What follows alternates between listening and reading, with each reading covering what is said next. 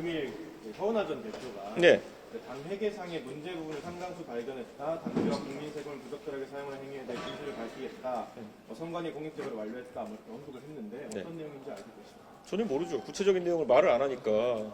예, 왜냐하면 구체적인 내용이 있으면 또 반박이 이루어질 테니까 그거를 좀 뭐 두리뭉실하게 말씀하시는 것 같은데, 지금까지 뭐 본인이 말씀하신 내용들 들어보면은 뭐 연구비를 무슨 뭐 횡령했다부터 해서 여러 가지 의혹을 제기하고 계신데, 저희가 뭐 뭐라고 답해야 될지 모를 정도로 뭐 황당한 것들도 있습니다. 예를 들어 뭐 종편 패널 14명에게 무슨 뭐 돈을 줬다 이런 얘기 하는데 그런 적 없습니다.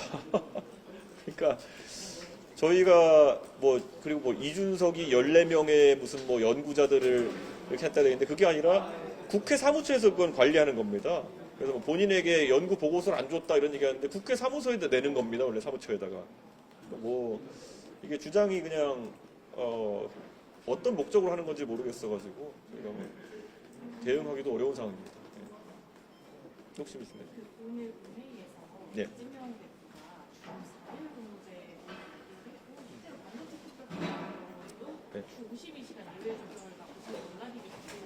네. 그거에 대해서 전체적으로 보통 주 4일제가 거론되는 상황에서는 이것을 뭐 AI 시대에 대비하기 위한 일자리 나누기 측면에서 언급이 되는 경우도 있고 또 여러 가지 목적과 취지가 좀 다른 경우가 있습니다. 그런데 뭐 열어놓고 얘기해 볼 만한 주제라는 생각은 하지만은 이게 강론으로 들어가면은 굉장히 치열한 주제일 겁니다. 예를 들어서 주 5일제 노동자가 주 4일제로 전환하면서 임금을 그대로 유지하자는 그 총액 임금을 유지하자는 주장인지 아니면 임금을 실질적으로 삭감하면서 거기에 적응해 나가자는 주장인지 이런 게 주장이 아직까지 명확하지 않고, 무엇보다도 노동자 입장에서는 뭐 이것을 선호할 수도 있겠지만은 자영업을 하시는 분들 입장에서는 거의 날벼락 같은 이야기로 들릴 수도 있는 겁니다. 그렇기 때문에 저는 이재명 대표의 제안이 어느 정도 그런 지점을 검토한 건지 모르겠고, 예전에 이재명 대표가 정책 관련 제안하실 때 한쪽의 입장을 대변해가지고 말씀하시는 경우가 굉장히 많았거든요. 예를 들어 갑자기 지난 지방선거 때 본인이 계양구에 나가신다고 해가지고 김포공항을 이전해버리겠다 이렇게 해버리셔가지고 제주도민들은 날벼락 나가지고 막 시위하시고 이런 경우도 있었어요. 그러니까 저는 이재명 대표가 그런 정효과와 부효과를 다 고민해가지고 정책을 내신 것인지 아니면은 그냥 대선 행보의 일환으로서 던지신 것인지는 좀 더 들여다봐야겠습니다.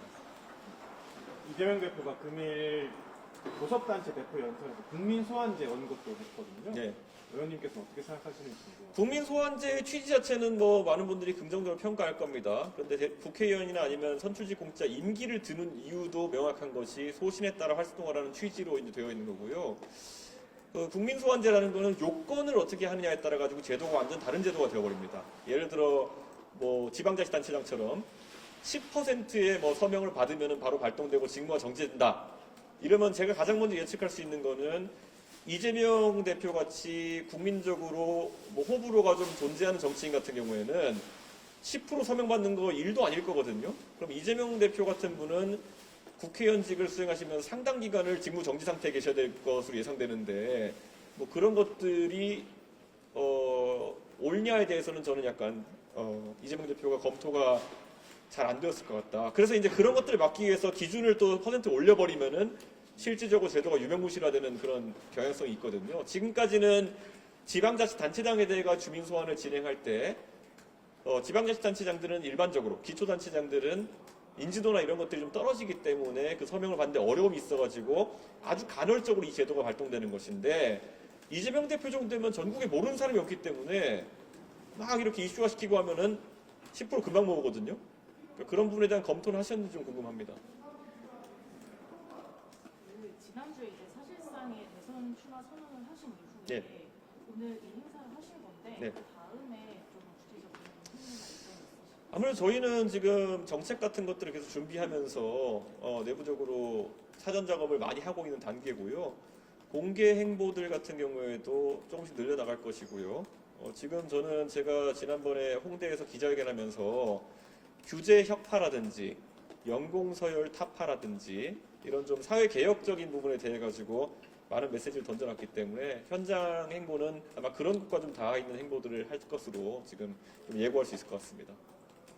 네, 여기까지 하겠습니다. 하나만 더. 예. 예, 그 허은하 전 대표가 아직 대표직은 본인에게 있다는 취지로 말을 했는데 그 개선 행보를 하시는 것과 하면 조금 어려움이 있지 않을까 예상이 됩니다. 지금 뭐 언론에서는 편의상 무슨 개혁신당이 지금 분열됐다 이런 얘기를 하시는 분도 있는데요. 실제로 개혁신당에 거의 뭐 오래 활동해왔던 구성원들은 일치 단결해서 조기 대선을 준비하고 있는 상황입니다.